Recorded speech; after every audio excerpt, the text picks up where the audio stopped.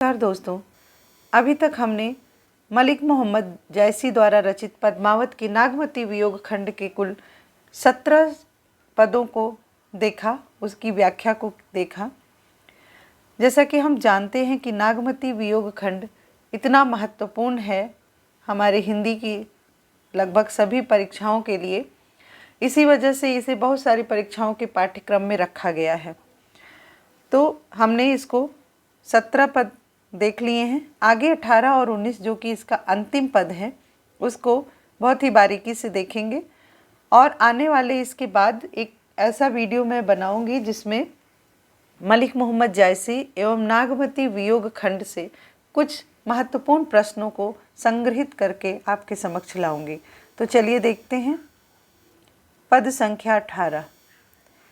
भई पुछार लीन बनवासु, बैरिन सवति दीन चिलवासु।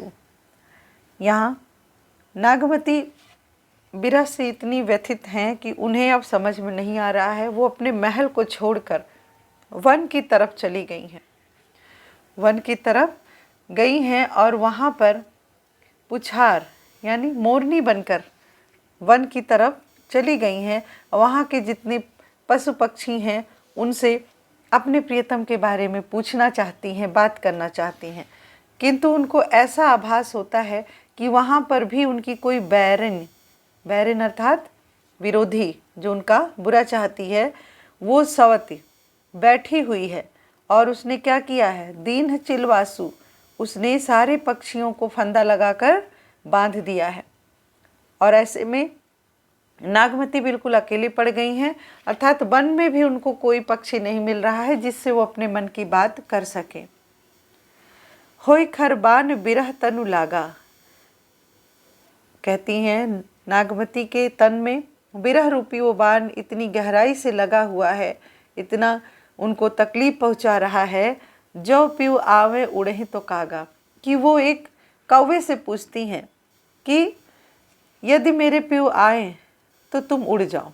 ऐसी कहावत है, पहले ऐसा कहा भी जाता था, आज भी कई जगहों पे ये प्रचलित है कि कोई कौवा बैठा हो, उससे अगर कोई बात कही जाए और वो उसी तुरंत ही उड़ जाए तो वो कार्य सत्य हो जाता है।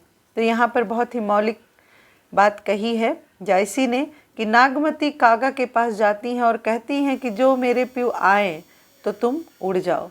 अगर तुम उड़ जाते हो तो मैं ऐसा मान लूँगी, मैं एक उम्मीद लगा लूँगी कि हाँ मेरे प्रियतम आएंगे। हारिल भई पंथ में सेवा, मैं तो पंथ को देखते देखते उनकी राह तकते तकते अब हार गई हूँ। अब तो पठों कौन परेवा, और अब मैं किस पक्षी को उनके पास भेजूं? कौन मेरे पति का संदेश लेकर जाएगा? धौरी पंडुक कहूँ पीऊ नाऊं, जो चित रोख न दूसर ठाऊं। अर्थात प्रियतम का नाम रटते रटते मेरा ये शरीर धौरी सफ़ेद पंडुक पीला पड़ गया है, और अब मैं क्या करूं? मेरा तो शरीर इतना दुर्बल हो गया है कि मेरे अब कुछ समझ में नहीं आ रहा है।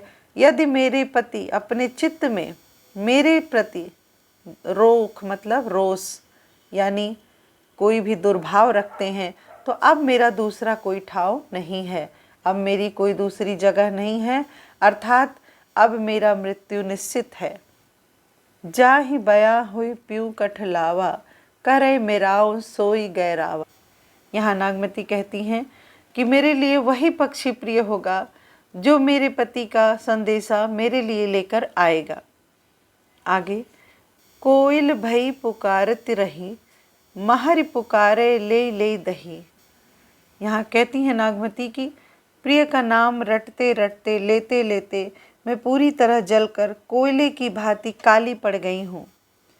मैं तो इस आग में जली जा रही हूँ। कोई आकर मुझ पर दया करे और मुझे बचा ले। महर पुकारे ले ले दही, कोई मुझे आकर बचा ले। मैं इतने कष्ट में हूँ कि मैं जलकर कोयले की भांति हो गई हूँ। पेड़ तिलोरी औ जल हंसा, हृदय पैठ बिरह कट नंसा। यहाँ अपनी विरह को प्रकट करते हुए नागमती कहती हैं कि जब मैं वृक्ष पर तिलोरी और जल में हंस को क्रीड़ा करते देखती हूँ तब विरह मेरे हृदय में प्रविष्ट होकर मुझे काटने एवं नष्ट करने लगता है। पेड़ तिलोरी, पेड़ पर तिलोरी पक्षी को और जल में हंस को देखकर मेरा हृदय और भी ज़्यादा विरह से व्याकुल हो जाता है और ऐसा लगता है कि यह विरह मेरे हृदय को अब नष्ट कर देगा। आगे देखते हैं। जेह पखी के नियर हुई कहे बिरह कै बात, सोई पंखी जाई जर तरिवर होई निपात। कहती हैं जेह पखी के नियर, अर्थात पखी का मतलब यहाँ है पक्षी से, और जेह का मतलब जिस पक्षी के निकट मैं जाती हूँ अपने विरह की बात कहने, सोई पंखी जाई जर, वो पंखी इस विरह रूपी अग्नि के कारण जल जाता है। जाई जर तरिवर होई निपात, और उसके जलने से जो वृक्ष के पत्ते हैं वो पूरी तरह से नष्ट हो जाते हैं, अर्थात जो वृक्ष है तरिवर वो पत्तों से विहीन हो जाता है। यहाँ जैसा कि हम देख रहे हैं अतिशयोक्ति अलंकार कि नागमती का विरह इतना तीव्र है कि वो किसी पक्षी के निकट जाती हैं तो उन्हें ऐसा लगता है कि वो जल जा रहा है, और उसके जलने से जिस पेड़ पर वह पक्षी बैठा हुआ है उस पेड़ के पत्ते भी जल के नष्ट हो जाते हैं। देखते हैं पद संख्या 19।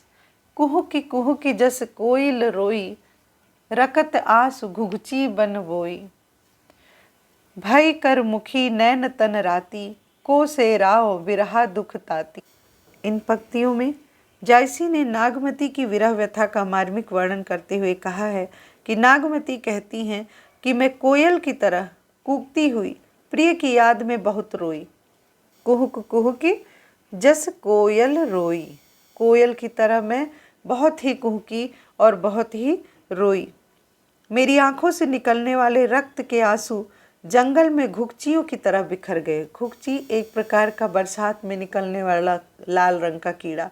तो यहाँ अपने रक्त जो आंसुओं को उन्होंने लाल बताया है, रक्त के आंसू। तो आंसुओं को इस प्रकार बताती हैं कि जैसे वो जंगल में बरसात में उत्पन्न होने वाले कीड़े हों, घुघची हों। भय कर मुखी नैन तन राती, को से राव बिरहा दुख ताती। कहती हैं कि विरह के इस तप्त दुख से मुझे कौन शीतल करेगा। मेरा मुंह सूख कर काला पड़ गया है। भय कर मुखी, काला मुख हो गया है, और मेरे नैन रो रो कर अंगारे की तरह दहक रहे हैं। ऐसा लगता है जैसे नैनों से अंगारे दहक रहे हों। और को सेराव, सेराव मतलब शीतल, को मुझे शीतल करेगा, कौन मुझे शीतल करेगा। विरह की इस दुख से मुझे कौन रिहा करेगा। तो यहाँ पर दोनों पंक्तियों का अर्थ यह था कि नागमती कहती हैं कि कोयल की तरह बोल बोल कर रो रो कर मैं पूरी तरह से काली हो गई हूँ, और रकत रूपी आंसू जो मेरे कीड़े की तरह बनकर वनों में फैल गई हैं, और काला मेरा मुख हो गया है। नैन मेरे एकदम रोते रोते थक गए हैं। कौन इसे शीतल करेगा। विरह के इस दुख को कौन काटेगा। जह जह ठाढ़ी होई वनवासी, तह तह होई घुघुच कै राशि। जायसी कहते हैं कि वह वनवासिनी अर्थात नागमती जो वन की तरफ निकल गई है, वो जहाँ जहाँ खड़ी होती है वहीं नेत्रों से टपकने वाले उसके जो खून के आंसू हैं उसके कारण घुघचियों के ढेर लग जाते हैं। तह तह होई घुघुच के राशि, राशि मतलब ढेर। तो जहाँ भी वह वनवासिनी खड़ी होती है वहाँ घुघचियों के ढेर लग जाते हैं। बूंद बूंद मह जानहु जीव, गुंजा गूंज करे पीऊ पीऊ। और ऐसा लगता है कि मानो उस रक्त के एक एक बूंद में उसके प्राण टपक रहे हैं, और उन घुघची जैसे आंसुओं में से पी पी की आवाज़ निकलती लग रही है। ऐसा लग रहा है यहाँ पर इस पंक्ति में कि बूंद बूंद मह जानहु जीव। ऐसा प्रतीत होता है कि जो वो उनकी आंखों से जो गिरने वाले आंसू हैं वो बूंद बूंद होकर इस प्रकार गिर रहे हैं जैसे रक्त गिरे हों, और रक्त रूपी घुघची जो कीड़े होते हैं वो बन गए हों। और वो सभी जितने भी कीड़े हैं या जितने भी रक्त की बूंदें हैं उन सभी से क्या आवाज़ निकलती है? PU PU. आगे, तेह दुख भय परास निपाते, लोह बूढ़ी उठे हुई राते। नागमती के विरह दुख से पलास के जो पत्र हैं, पलास के जो पत्ते हैं, वो पूरी तरह से नष्ट हो गए हैं और रक्त से भीगकर लाल हो गए हैं। उसी रक्त से भीगकर बिंबा फल भी लाल हो गए हैं। यहाँ तेह दुख भय परास निपाते, उसी नागमती के विरह से जो परास का पेड़ है वो वृक्षों से पूरी तरह से विहीन हो गया है। और लोह बूढ़ी उठे हुई रातें, अर्थात जैसी कहते हैं कि विरह से भरी हुई नागमती के जो दुख हैं, जो विरह की अग्नि है, उसी से परास के जो पेड़ हैं पलास के, वो पत्रों से विहीन हो गए हैं। और ऐसा लगता है कि उसी रक्त के आंसुओं से डूबने की वजह से वो पेड़ लाल हो गए हैं। राते बिंब भीजते ही लोहू, परवर पाक फाट ही गोहू। कहते हैं कि उसी रक्त से भीगकर, कौन से रक्त? जो नागमती की आंखों से गिर रहे हैं, उसी रक्त से भीगकर बिंबा फल भी लाल हो गए हैं। बिंबा फल भी लाल हो गए हैं, परवल पंक कर पीला हो गया है। अर्थात जो परवल, जो सब्जी होती है, उसकी बात कही गई है कि परवल जो पककर बीज से पीला हो गया है और ये बिंबा फल जो लाल हो गया है। और फाट ही गेहूँ, और गेहूँ के जो हृदय मतलब फट गए हैं, अर्थात उनकी बालियां चटक गई हैं। तो किसकी वजह से? वो नागमती के रक्त भरे आंसुओं की वजह से। देखो जहाँ होई सोई राता, जहाँ सो रतन कहे को बाता। अर्थात नागमती जहाँ जहाँ देखती हैं वहीं लाल हो जाता है। देखो जहाँ होई सोई राता, उसी तरफ लाल हो जाता है। और वह कहती हैं कि जहाँ सो रतन, रतन यानी राजा रतन सेन, उनके पति, जहाँ सो रतन कहे को बाता, मेरे वह रत्न यानी रत्न रूपी रत्न सेन कहाँ हैं, जो कोई उनके पास मेरा संदेश कहे, मेरी विरह व्यथा कोई उनको सुना दे। आगे देखिए, नहीं पावस ओह देसरा, नहीं हेमंत बसंत, ना कोकिल ना पपीहरा, जय सुनि आवे कंत। विरहिणी नागमती कहने लगी है कि मुझे ऐसा लगता है कि जिस देश में मेरा प्रियतम गया है, वहाँ ना तो वर्षा ऋतु आती है, ना हेमंत और ना वसंत ही वहाँ आता है।